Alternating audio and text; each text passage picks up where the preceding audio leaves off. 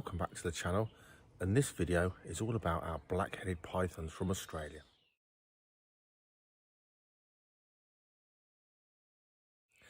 Now, if you've watched any of our earlier snake videos, you'll know I've already said I'm not making reptile videos on YouTube about stuff I've seen on YouTube or read on the internet or watched another YouTuber do. If it's about how to keep or how to, then it's stuff I've done personally. Now, don't get me wrong, a lot of research has probably gone into that subject, which has took reading and watching, but I'm not just doing stuff parrot fashion to create content. So this video is really how to keep and breed black-headed pythons. There is a twist at the end though. It starts with, we're going to start with baby snakes and we're going to end with eggs. But that bit of eggs hatching and feeding the baby snakes is for another video because it hasn't happened yet. So it's a lovely day here in the Northamptonshire countryside. I'm actually at my falconry centre here and just chilling out for 5 minutes. I've been to school all day talking about reptiles and all kinds of endangered animals actually, and we took an indigo snake there, an eastern indigo snake, so that was a rare treat for any UK kids for sure.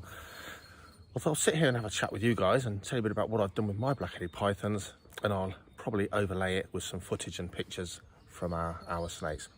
So black-headed pythons, well, I keep colubrid snakes more than anything else. I kept retics and Burmese pythons when I was a kid, and those things then were all wild caught. Now the Burmese pythons, despite whatever trauma they went through, were usually pretty good. Reticulated pythons, that's definitely where they got their reputation. Probably badly handled, not too well treated.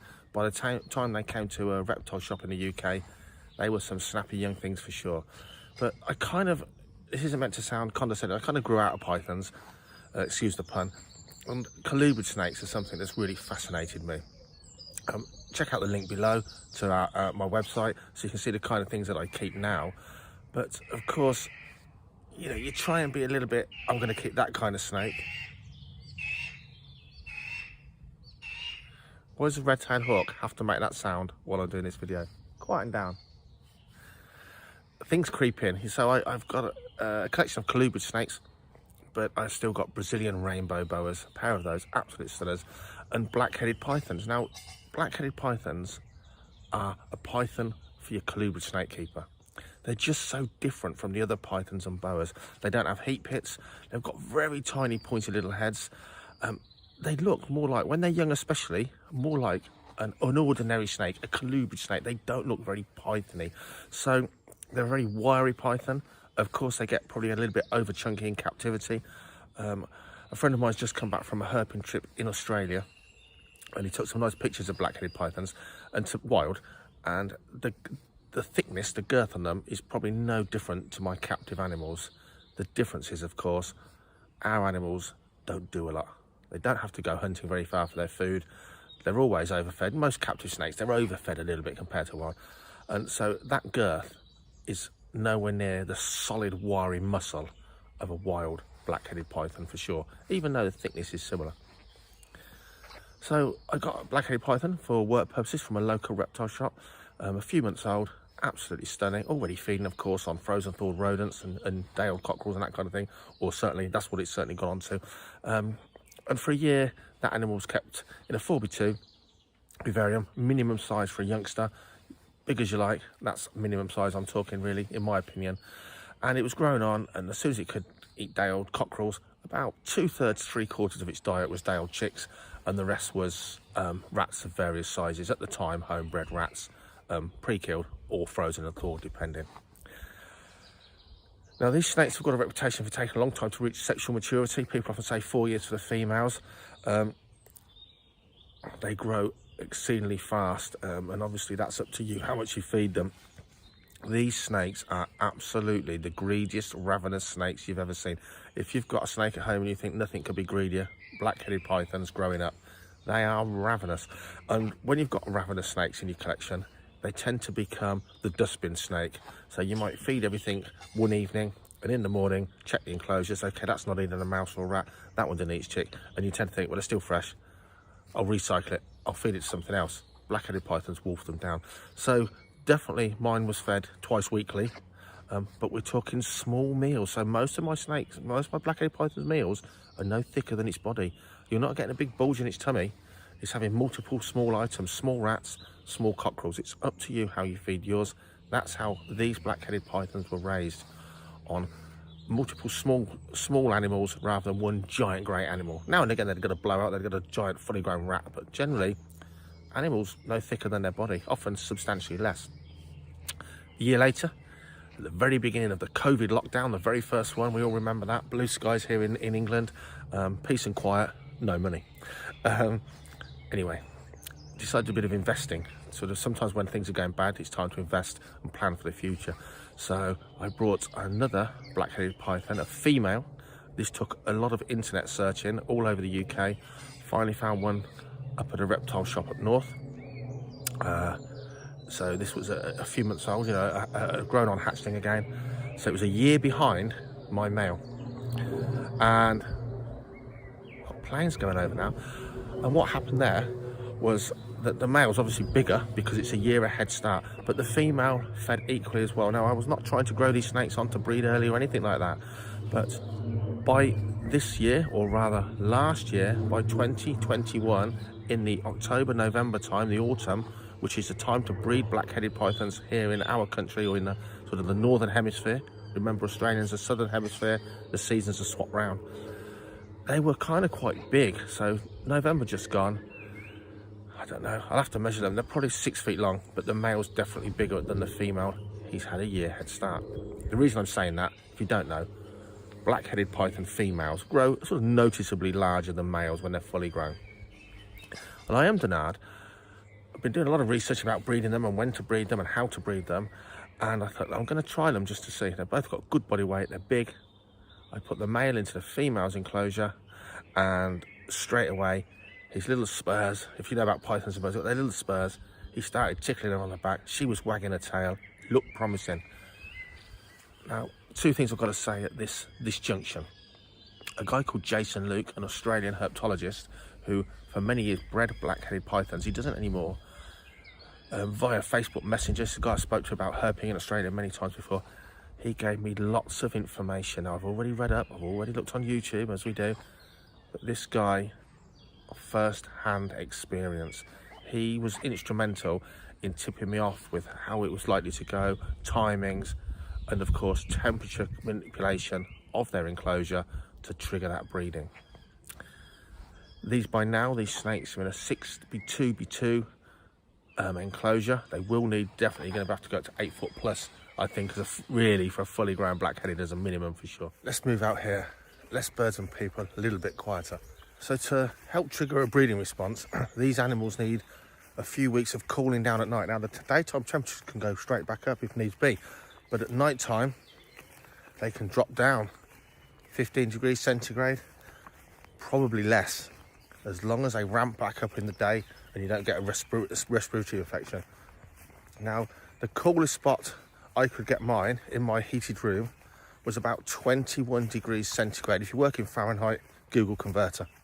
21 degrees, so nothing like the drop I was kind of told to give them, but it was still a significant drop. Remember, these have got a 40 degrees centigrade hotspot.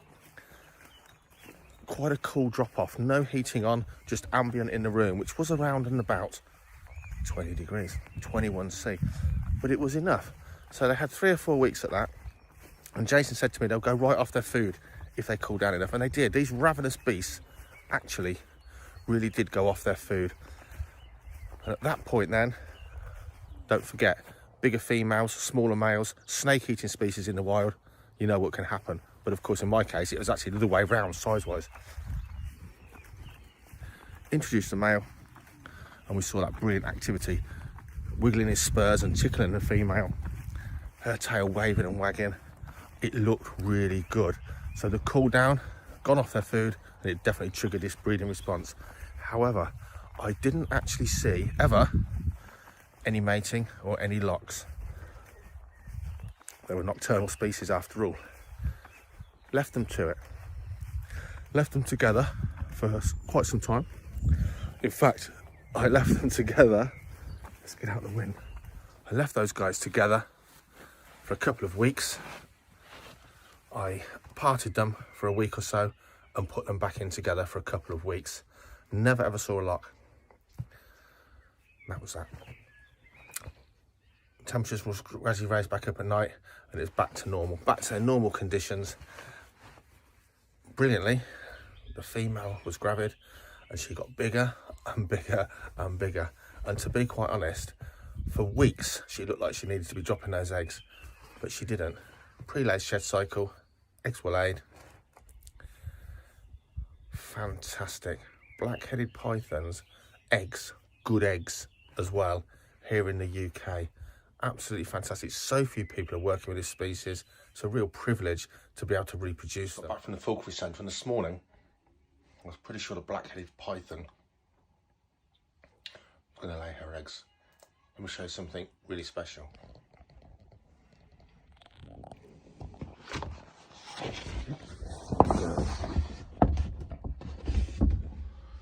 Look at that. That is real special. There's hardly anyone breeding black-headed pythons here in the UK.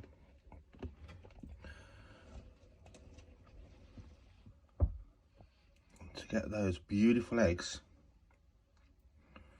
is a real privilege. Quite a bit of luck.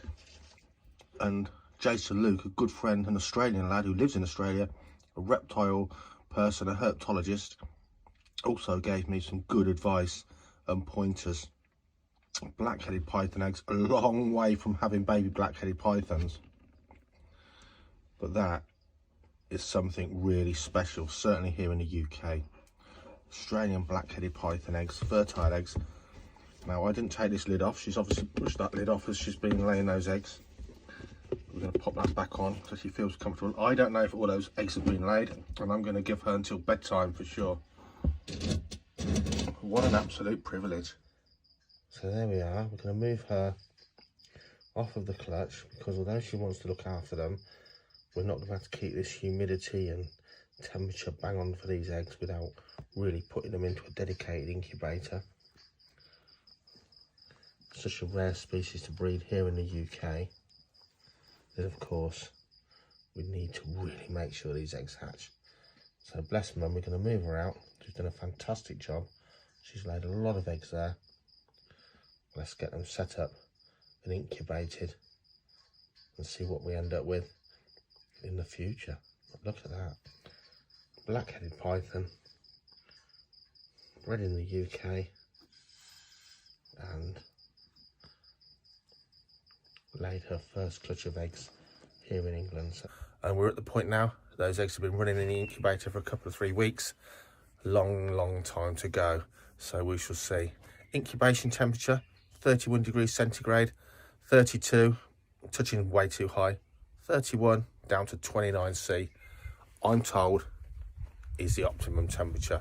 They're actually stacked in a small incubator because my colubrid eggs are incubated in the snake room because it's got ambient spots between 29 down to 22, so I can position eggs whether they're from indigo snakes to goodness knows what, false water cobblers in different areas of the reptile room, and they hold a good solid temperature, but it's not enough heat for those black-headed python eggs. Remember, 31 degrees C, thereabouts. My room doesn't get that hot anyway. So they're stacked in a small reptile incubator, 29.5 degrees C, the bottom couple of eggs, up to 31.2, the top eggs. So I'll expect a few days hatch rate between those eggs if I'm lucky. So there's the eggs, and that is a good clutch of eggs from black-headed python. 1, 2, 3, 4, 5, 6, 7, 8, 9, and there's one under there. 10 eggs, so that's a pretty good sort of maximum clutch size, and you can see some idea of the size of these eggs. They are absolutely huge. So let's get them into some hatching containers. They're going to be in hatch right and put in an incubator at 31 degrees C. Huge eggs, and they're going in 4 in there, and then the other tubs, 2 tubs of 3. So quite specific incubation for these. So we're going to go for small tubs, kind of hedging my bets that they're not all eggs are in one basket either.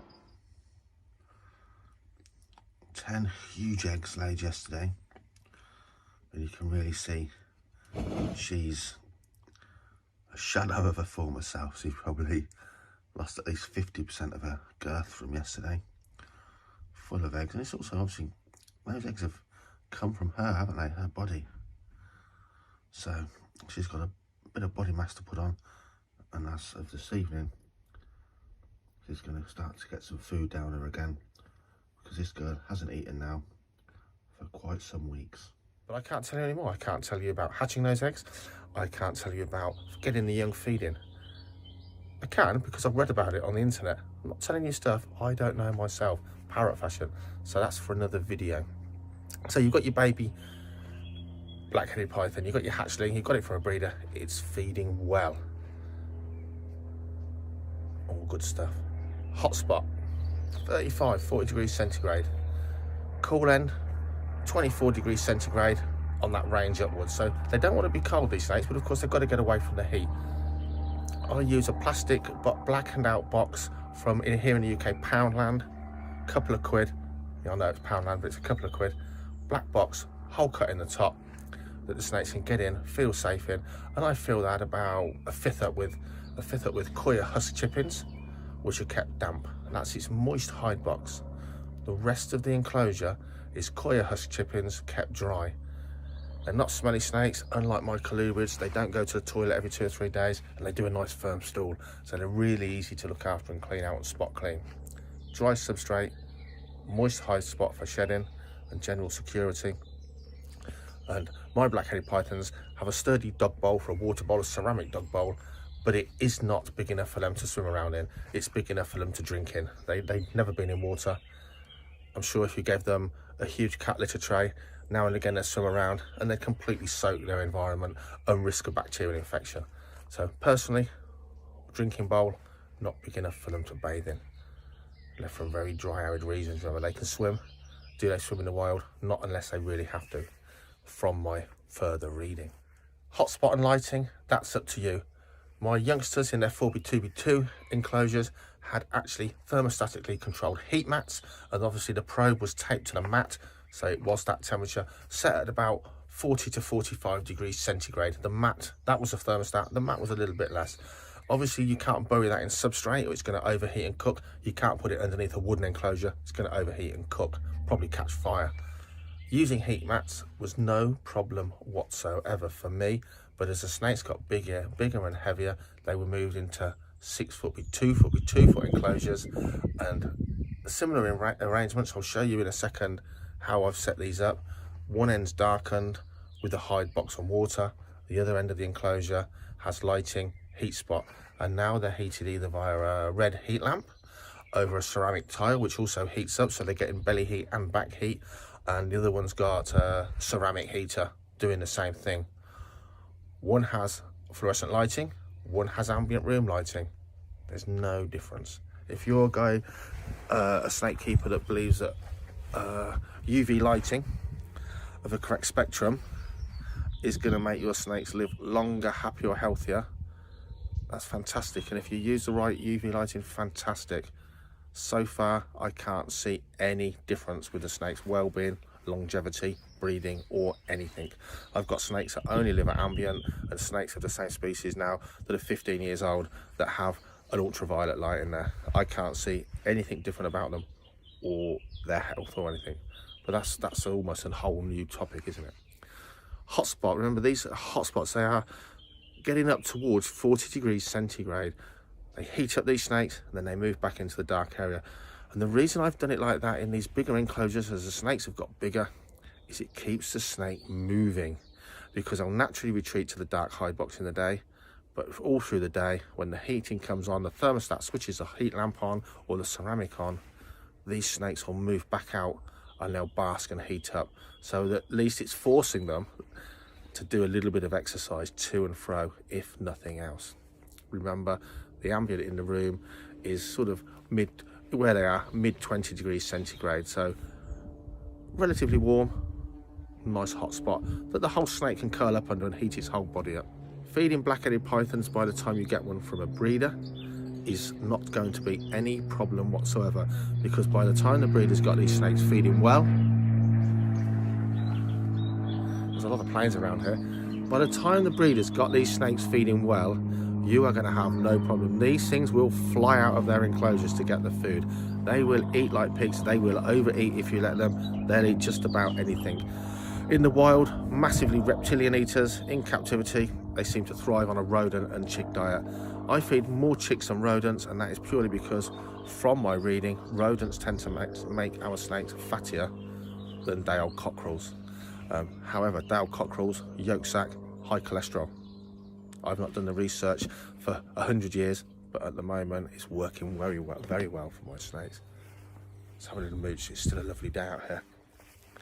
These snakes are going to grow rapidly. People would normally say about 4 years before those females are to breeding size and age. I think if fed well, but small regular feeds, not massive blowouts all the time, you'll probably find, like my female, by 3 years in captivity, they're big enough to produce a really nice, good clutch of eggs with no health risks to the female. But of course, if you're not sure, leave it that extra year, give it another year to mature and grow if you're not sure. Of course, it's not age as much as size to a degree. So you could have a 3-year-old black-headed python that's very wiry and small, or probably a really big, fat, huge one, depending on your feeding regime. We know that overfeeding these snakes too much isn't good for their long-term health, just like us. Problems with health with black-headed pythons. Having that sort of slightly damp hide box, I've never had any problems at all with shedding. If the box has got bone dry and the whole enclosure is bone dry, yes, I've had a few sort of rubbish sheds. But if they've got a little bit of moisture in that box, no problem whatsoever. They'll climb around if they can, but they're pretty much a ground snake. They're not an arboreal species, so don't worry about giving them height if you don't want to, if that makes sense. They will thrive in a relatively low level vivarium for sure. Look at that horny thing over there. White Park cattle, a rare breed. In fact, the only health problems I've ever had with my black-headed pythons was the second one, the female, actually came in with mites. Well, anyone that's had mites in their collection or on a snake knows they're hideous things. In the past with mites, I've used chemicals, insecticides and so on the snake, in the enclosures and so on. Here in the UK, and I believe in Europe, I don't know about the States, we now have Taurus mites that you can buy from your local reptile dealer or online. Taurus mites are predatory mites that eat snake mites. I've never ever seen a snake mite in my collection since using Taurus mites.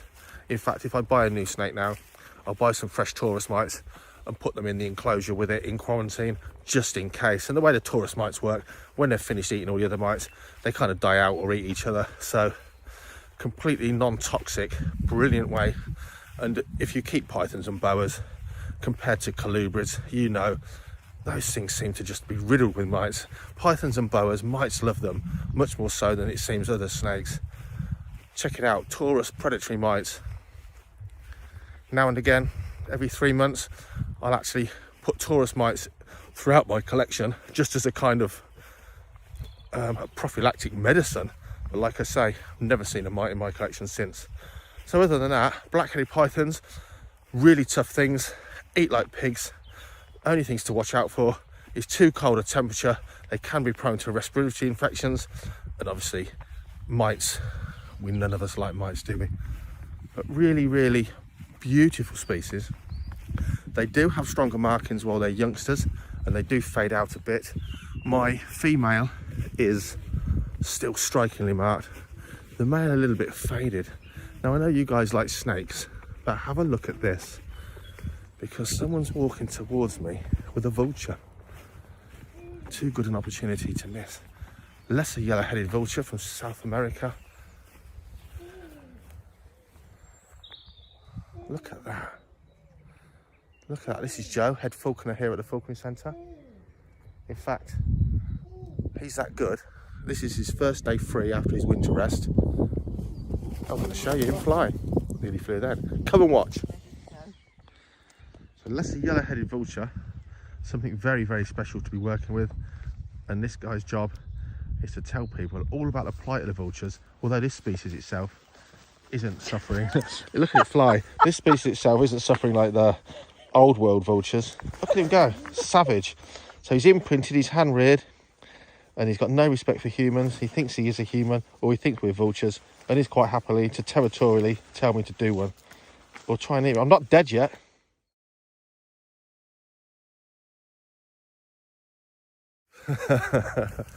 My life's strange. I hope you've enjoyed this rather rambling video. Hopefully you've enjoyed some of the brief footage of the snakes. Hopefully it helps someone out, because if you've got this species and you can, well worth propagating and breeding, because at the end of the day they are Australian.